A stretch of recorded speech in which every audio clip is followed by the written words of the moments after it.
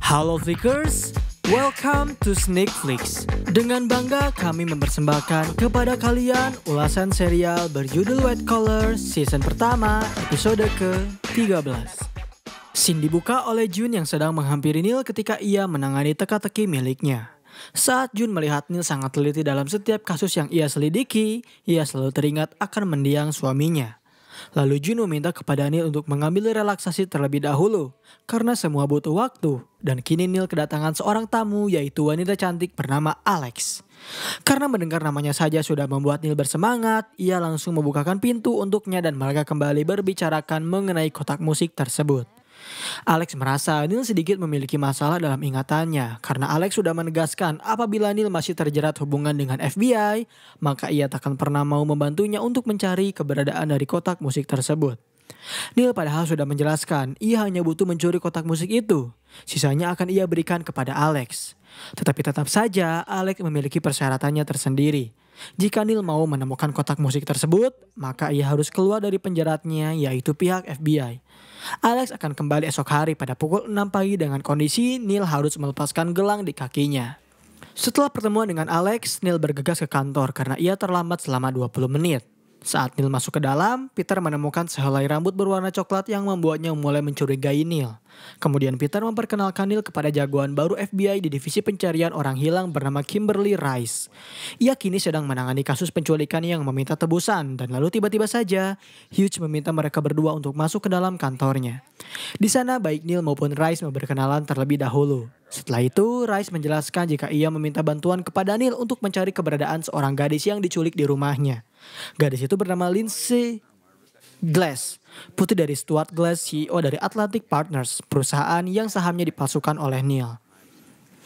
Tak hanya itu, alasan mengapa Rice membutuhkan bantuan dari Neil, melainkan penculik yang melakukan penculikan ini adalah Ryan Wilkes. Digadang-gadang, Wilkes adalah mantan rekan kerja dari Neil dahulu kala. Namun Neil mengelak rumor tersebut. Ia lalu menjelaskan jika Wilkes adalah pencuri, pemeras, dan ia rela melakukan segalanya demi mendapatkan apa yang ia inginkan. Awalnya Neil enggan menolak. Ia menyuruh mereka untuk memeriksa valet, maka mereka akan menemukan keberadaannya. Karena setiap Wilkes melakukan sesuatu, ia pasti akan selalu meninggalkan jejak. Sayangnya, Hughes tak mau Neil menolak perintah itu sehingga ia mau tak mau datang bersama Rice ke rumah dari ayah tersangka. Setibanya mereka di sana terjadi sedikit kecanggungan di antara Neil dengan Stuart. Beruntung, Rice dapat menangani situasi itu dengan meminta kepada Stuart untuk menjelaskan bagaimana Lindsay bisa diculik. Stuart menjelaskan bahwa ketika ia baru pulang dari kantornya, ia menemukan kamar milik Lindsay berantakan dan Lindsay sudah tak berada di sana. Lalu ia tiba-tiba mendapat telepon dari penculik Lindsay yang meminta uang tebusan padanya apabila dirinya ingin Lindsay kembali ke rumah dalam kondisi selamat. Neil bertanya apakah penculik memberitahu bagaimana cara Stuart menghubunginya. Saat mendengar pertanyaan tersebut, Rice langsung meminta waktu berdua dengannya untuk berbicara. Ternyata Rice tak suka dengan gaya bicara Neil yang terkesan mengintimidasi saksinya, sehingga kini ia memberi beberapa peraturan pada Neil. Seperti Neil tak diperbolehkan berbicara sebelum ia mengizinkannya, lalu Neil juga tak memboleh memberi pertanyaan pada siapapun saksi yang akan mereka temui. Dan yang terakhir, Neil hanyalah alatnya, bukan rekan kerjanya. Di satu sisi, Peter yang sedang berbicara dengan Elizabeth terlihat tak fokus ketika Elizabeth menceritakan pengalamannya yang ditawari uang senilai $1 juta untuk bermalam dengan seorang lelaki. Peter justru menjawab itu adalah hal yang bagus dan Elizabeth sadar, kini Peter sedang kehilangan fokus karena terlalu mengkhawatirkan Neil. Peter mengaku ada sesuatu yang salah dengan kasus ini. Ia lalu menceritakan tentang Kimberly Rice yang merupakan jagoan di divisi pencarian orang hilang. Dan Neil sedang membantunya untuk menangani suatu kasus. Karena tak mau melihat Peter terus-terusan khawatir, Elizabeth menyuruhnya untuk mendatangi Neil. Setidaknya ia akan membantunya. Dan ide dari Elizabeth benar-benar Peter lakukan. Ketika Neil sedang menunggu di dalam mobil, ia mendatanginya dengan mengaku sedang mengurusi kasus di daerah dekat situ. Kemudian Peter mengajak Neil untuk keluar dari mobil dan berjalan-jalan sejenak. Mereka dengan cepat mengidentifikasi bagaimana cara Wilkes mencuri Lindsay. Kemungkinan besar, Wilkes memiliki pengawal yang berada di arah depan dan belakang. Tetapi mereka memiliki pantauan ke dalam sebuah gang. Di sana, Peter menemukan sebuah tiket penitipan jas yang lebih mirip dengan tiket untuk masuk ke dalam suatu klub jadul, tempat Wilkes dahulu sering menongkrong. Ketika mereka sedang beraksi, tiba-tiba saja Rice memergoki mereka dan ia langsung memperingati Peter untuk tak melakukan hal itu lagi. Karena jika ia melihat Peter membantu Neil, maka ia akan melaporkannya. Meskipun begitu, Peter tetap membantunya dengan memberikan tiket yang baru saja ia temukan. Saat Neil terlebih dahulu pulang ke rumah, Mozi di sana terkejut saat mengetahui Neil akan bertemu dengan Welks yang jelek adalah orang yang sangat ingin memutilasinya dahulu. Memang, Neil tahu kejadian itu, namun ia tak mau mempermasalahkan hal tersebut karena ia sangat ingin mendapatkan kotak musik demi bisa mendapatkan kembali Kay. Setelah itu, Neil mendapat SMS dari Rice yang telah menunggunya di luar. Setelah bertemu dengan Rice, mereka berjanjian akan menjaga Neil di luar bar ketika Neil bertemu dengan Wells. Tak lupa, Rice juga memberi izin kepada Neil untuk melepaskan gelang di kakinya yang membuat Peter sebagai pengawas dari Neil langsung menerima sinyal pencabutan tersebut. Sebenarnya Peter hendak menyuruh Jones untuk mencari keberadaan dari Neil. Namun Jones terlebih dahulu memberitahunya jika itu semua adalah perbuatan dari Rice. Pada akhirnya yang hanya bisa Peter lakukan adalah berbincang dengan Glass, laku ayah dari Lindsay yang meminta menunggu di kantor FBI. Sembari menyeduh kopi, Stuart membeberkan kegelisahannya akan sebuah pertemuan. Disinilah Peter mulai mencurigai Rice dan saat Stuart menjelaskan bahwa penculik dari Lindsay meneleponnya untuk melakukan sebuah perjanjian dengan melepaskan Lindsay ditukar oleh Neil, disitulah Peter mulai merasa semua ini janggal. Tetapi sayang sekali saat Peter hendak menghentikan itu semua, Neil telah masuk ke dalam perangkap dan tiba-tiba sosok misterius muncul menyetrumnya hingga ia tak sadarkan diri. Ketika Rice merasakan kehilangan radar dari Neil, ia langsung pergi ke kantor FBI. Di sana Peter langsung menyalahkan dan melimpahkan kekesalannya kepada Rice karena ia dengan begitu mudahnya menukarkan nyawa dari Neil kepada seorang pembunuh mengerikan. Rice mengaku hanya itulah kesempatan bagi mereka untuk menemukan keberadaan dari Wilkes, karena Wilkes hanya ingin bertemu jika FBI bisa memberikan Neil kepada mereka. Karena Hughes tak mau membuat mereka baru bertengkar, akhirnya ia kembali melimpahkan kekuasaan kasus ini kepada Peter.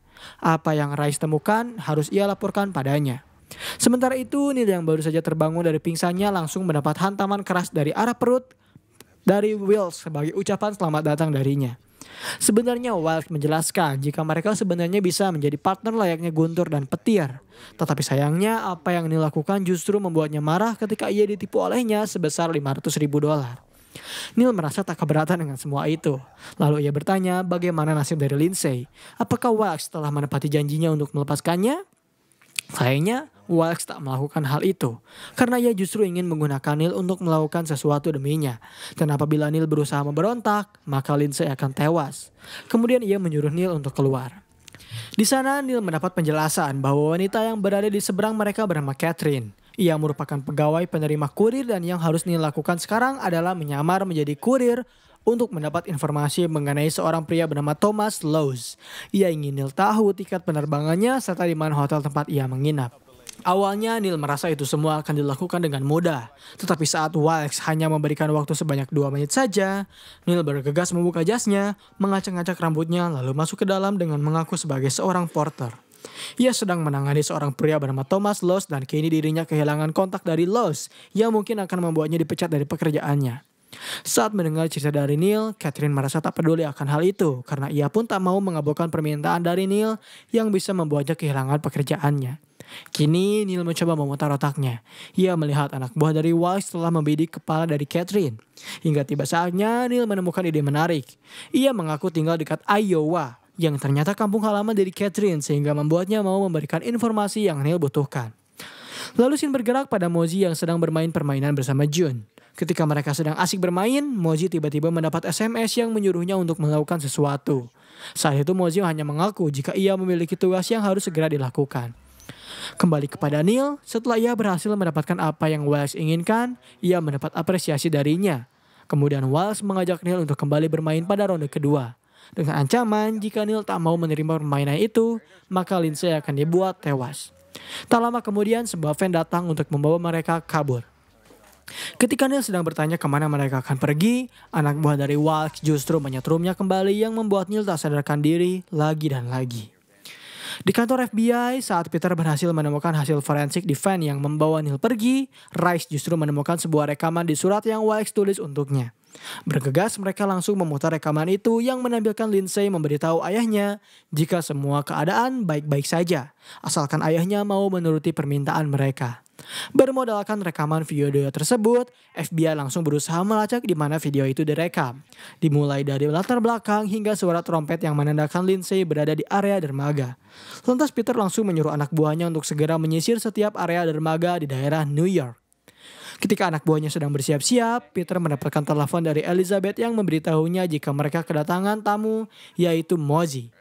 Awalnya Peter meminta kepada Elizabeth untuk menyuruh Mosey ke kantor FBI saja. Namun ia lupa Mosey tak akan mungkin pergi ke sana, karena ini semua berkaitan dengan nyawa dari Neil.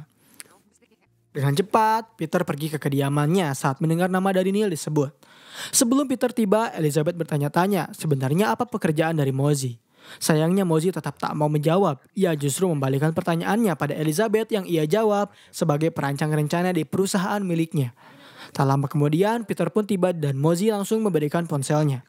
Ia memberitahu jika Dante Haversam adalah nama julukan darinya yang menjadi kode rahasia di antara Mosey dengan Neil, yang menandakan jika Neil kini sedang membutuhkan bantuan.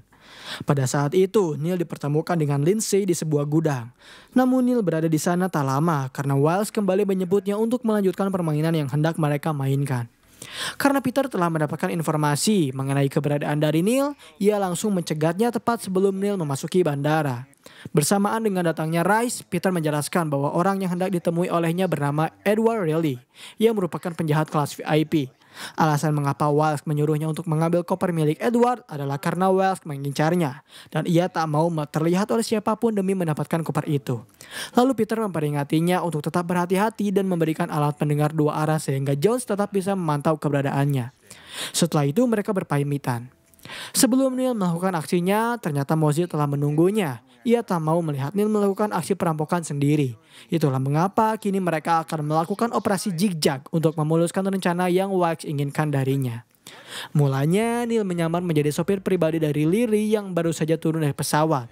Lalu ketika mereka hendak pergi ke mobil, tiba-tiba saja Mosey datang mengaku sebagai agen migrasi dan bea cukai yang mencurigai koper milik Edward Riley.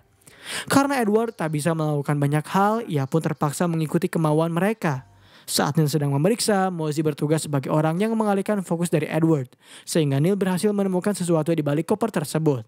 Saat mereka sedang memeriksa koper miliknya, Edward sempat meminta kepada mereka untuk memperlihatkan rencana jika semua tak bisa terbukti dengan adanya hal mencurigakan di dalam kopernya.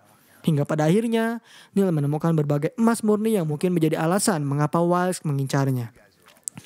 Setelah berhasil menemukan barang mencurigakan itu, Mosey berpura-pura menelepon polisi yang membuat Edward ketakutan. Hingga pada akhirnya, ia mengalah dengan meminta satu kepingan emas saja yang berada di dalam koper itu agar ia bisa kembali ke negara asalnya. Di satu sisi, tim FBI masih bergerak mencari keberadaan gudang yang menjadi tempat Wiles menculik Lindsay. Peter juga meminta kepada Neil untuk mengulur waktu terlebih dahulu hingga mereka menemukan keberadaan dari Will atau Lindsay. Karena apabila Neil terlebih dahulu memberikan koper itu padanya, maka Lindsay akan tewas. Neil yang telah berada di dalam mobil akhirnya bertemu dengan Wilkes. Ia terlebih dahulu menagih janjinya yang ternyata tak ditepati. Karena hingga saat ini Wilkes masih enggan melepaskan Lindsay. Justru ia mengancam apabila Neil tak mau memberikan koper itu padanya, maka Lindsay akan tewas dalam 5 detik. Tak lama kemudian Wilkes langsung menelpon anak buahnya untuk memerintahkannya agar membunuh Lindsay. Beruntung, belum sempat anak buah Wells menembak, tim FBI datang di waktu yang tepat dan mereka langsung menangkapnya. Karena kesal rencananya gagal, Neil langsung ditodong senjata olehnya. Dan lagi-lagi FBI datang di waktu yang tepat, karena penembak jitu telah mengincar ke arah perut dari Wills yang membuatnya menyerah. Dan setelah Wills berhasil tertangkap, Peter mengira mungkin para reporter akan memberikan ucapan selamat kepada Rice karena telah berhasil menangani kasus besar. Tetapi tampaknya Rice melibatkan mereka semua. Terlihat dari Rice yang memanggil mereka untuk dipertemukan dengan Stuart. Neil pun mendapat ucapan terima kasih darinya dan Stuart menganggap semua impas setelah apa yang pernah Neil lakukan kepadanya. Lalu Rice berharap ia bisa bekerja sama kembali dengan Peter meskipun nantinya Peter yang harus menangani kasusnya. Sebelum Rice pergi, Jones datang menunjukkan gelang pelacak yang ia kira telah dipasangkan kembali pada Neil. Dan saat mereka melihat ke arahnya, Neil telah menghilang. Pada malam hari, Neil menghampiri Alex di kediamannya. Mereka telah membuat kesepakatan untuk mendapatkan kotak musik itu dengan imbalan 50-50. Sayangnya Alex menolak karena ia masih tetap mencurigai Neil setelah apa yang terjadi pada Kate. Lalu Alex memberikan sebuah kertas yang berisi informasi rahasia. Dan scene terakhir episode kali ini adalah Neil yang kembali ke kantor. Di sana ternyata Peter telah mengetahui alasan mengapa Neil tak langsung memakai kembali gelang pelacaknya. Karena ia ingin bertemu dengan Alex. Terlihat dari helai rambut berwarna coklat yang tertera di bahunya. Kemudian Peter memperingati Neil untuk tak berusaha mencuri kotak musik tersebut. Sebab jika ia berusaha melakukannya, maka FBI akan menangkapnya kembali. Kini semua pilihan berada di tangan Neil. Apakah ia ingin kembali ke penjara atau tetap di sini melakukan hal yang bermanfaat untuk dirinya sendiri. Dan pembahasan mengenai White Collar season pertama episode ke-13 pun berakhir di sini.